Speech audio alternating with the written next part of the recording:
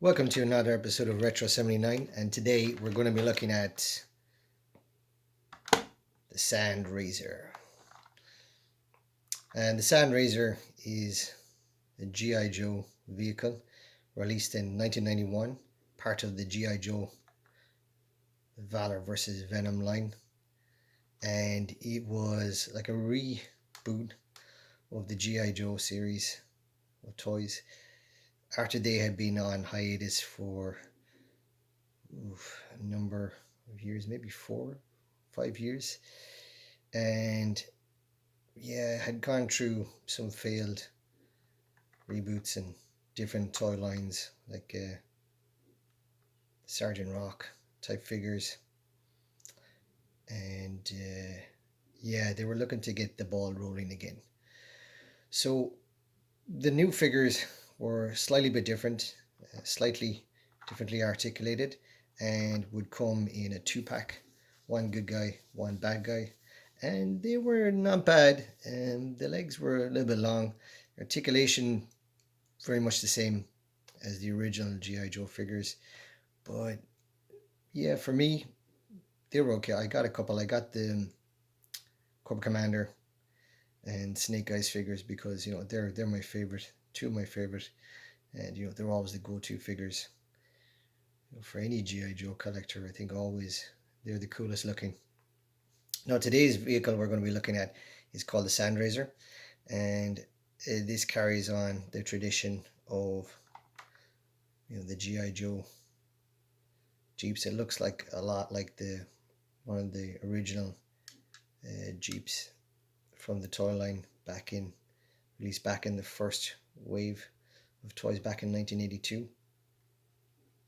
It's a really cool looking vehicle and is kind of looks like something that you might find in the Mad Max movie, or it reminds me of some of the vehicles that were in that Dr. Dre California video, which was really cool, where they did like their take on the post-apocalyptic Mad Max style vehicles, and it was really cool. Now this vehicle is really great. I really like this vehicle. A lot of cool features in it, some very cool details. Now let's look at some of the actions, some of the things that it does. You have here, you saw that pop out already. Here on the side we have what looks like it could be like a Gatling gun. I think it would be cooler if it was a Gatling gun, but these are actually rocket launchers. I have a figure here from the Corpse toy line. This is not part of the GI Joe series. As you can see, you can tell it's one of those cheap knockoffs created by Lanard Toys, and I would often get these, as you could get like 3 in a pack. I think it was 4 in a pack, and these were often used as just filler troops that could be taken out by the good guys, by the GI Joes.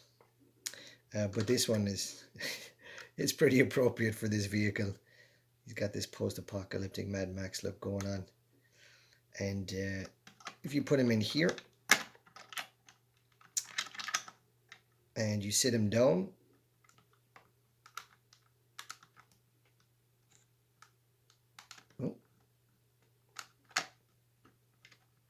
it's not working.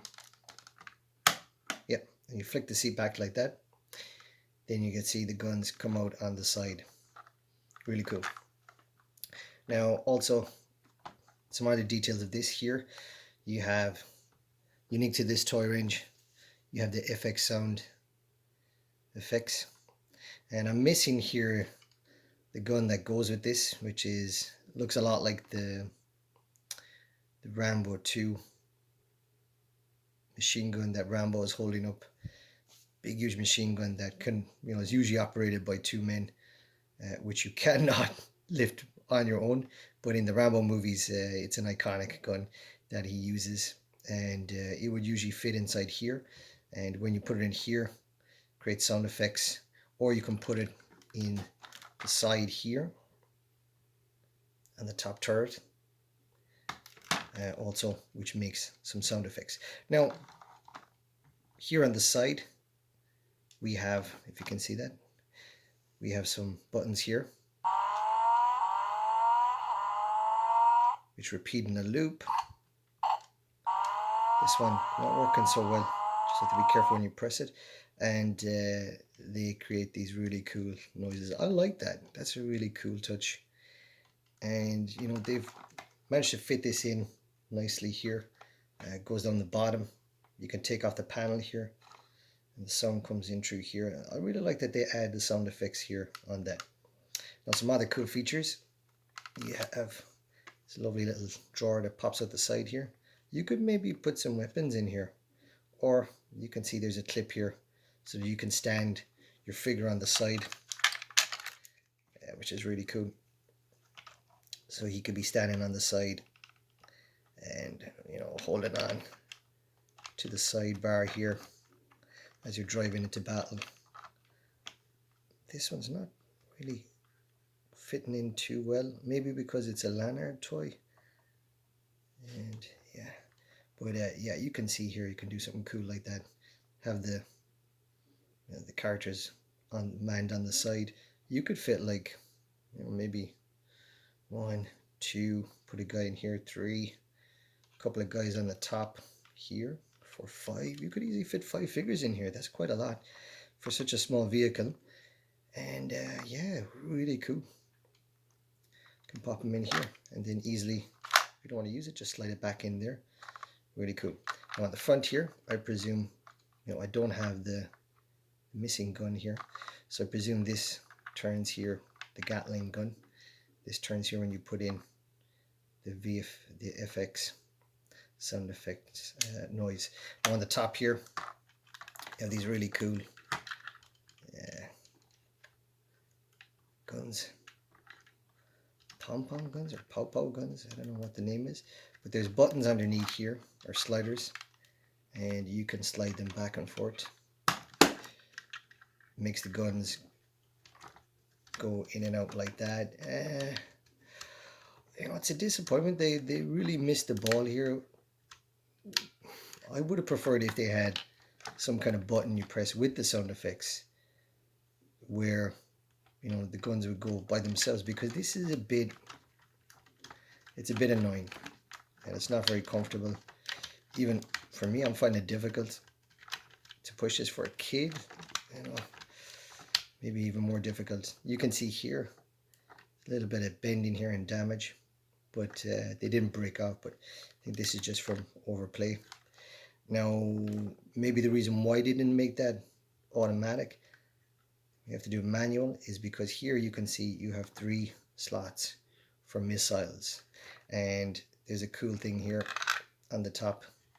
You have the slider, you pull that across and it shoots the missiles out. That's really cool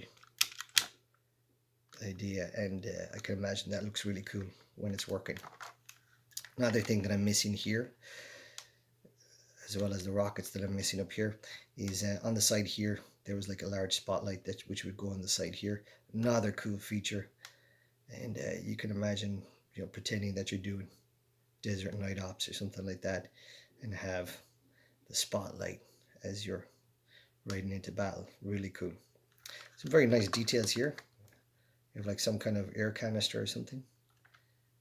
Don't know what that might be for. Really nice claws here, and don't know what these X's stand for, but some really cool claws here. This is lovely. Right down here you've got these missiles all lined up across here on the seat. Really nice detail on the grading. You know, really gives you a feel of what type of material this is made out of. And on the back here, the back seating panels on it as well. Lovely details. Love this front grid here. The front, can you see that? Really nice. Now the back turret can go down like this. You know, when you're riding, you can put it out of the way. But the issue with this is that, you know, even though you can see it's a little bit loose, and I can imagine if you're constantly moving that up and down, then that's going to get loose and it's going to be flopping all over the place. But you know, it's nice. You know, in reality, it doesn't make a lot of sense by putting your two like soldiers up here. They'd be wide open, easy targets, no covering to hide them out. So it's not really a realistic, you know, mechanism. But you know, it's a fantasy toy line and or fictional toy line, not fantasy. So you know, you can give them that. A really cool engine detail in the back here. It's really nice camouflage. I really like the colors. Colors are spot on. Nice greens here, khaki greens. Lovely desert sand color with grays. You know, it's not too over the top. There's just a perfect balance. And then you've got, yeah, I love just the wheels are really cool. Maybe they could have made these wheels a bit smaller. Then you have like really big back wheels, or they could have made them all maybe the same size. Might have been better. But you know, still it does look cool. I'm not too sure but the color of the wheels. Maybe black would have been a better color here with the wheels. It does look, takes away from a bit that the color is a khaki as well. But still though, it doesn't take you too much away from, you know, from the reality. Still looks really cool. On the side here they have the name Sandrazor. Yeah, that's a bit silly, but you know, still though, it's really cool. On the front we have really cool looking bumper and some more great details, especially this front part here. I don't know, is that a motor or whatever? They got a winch here, which doesn't make sense. There's no way that the winch could come through unless it comes from the bottom, but there's no detailing here. I don't know why that's there. Could be something different. But yeah, nice decals here. Lovely black and yellow labels, and here warning signs. Yeah, great. Then you got the GI.JOE sticker here. On the back here we have some caution and danger stickers hastily put on. You know, I got this in a thrift store or a charity shop for €2, so that's about €2.35 or $2.35. So really cool decals here telling us the max load, you know, you can put on here. So I don't think any roadblock or road pig could fit on here. Maybe 2,000 pounds weight limitation here. So just overall really great vehicle. You know, again, look at the nice detail here. You got your gear stick, and yeah, it's just a hits all the spots. And I think this is probably one of my favorites. If I was a kid, I would love to have one of these. And yeah, just a perfect figure. Now this originally came with Dusty as the driver, and yeah, the figure's not, it's okay. Again, the figures of, you know, of the Venom versus Valor, or the Valor versus Venom line, the legs were too long. They looked ridiculous. Very short torsos and long legs. It didn't look as cool as the originals. A bit more articulated, a bit more detailed, but then the faces just looked a bit, yeah, didn't look great. Nice weapons and vehicles, but yeah, not one of my favorite GI.JOE iterations. But yeah, so that's it for today.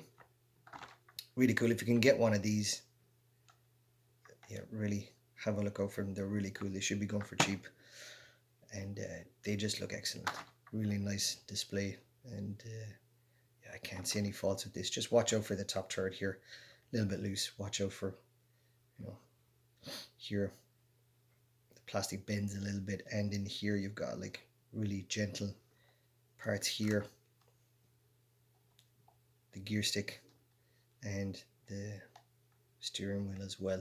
So watch out for those parts. But overall, very sturdy vehicle, very nice color scheme, and just hits all the right spots. So that's it from me today on Retro 79, and please hit the like and subscribe button. hope you're all doing okay during these difficult times with the coronavirus. Wishing you and your families the best of health, and hope you can all get back to work soon, and everything can get back to normal. Thank you, and hope to hear from you again soon. And I'll be putting up some more videos soon. Thank you for joining me. Bye bye.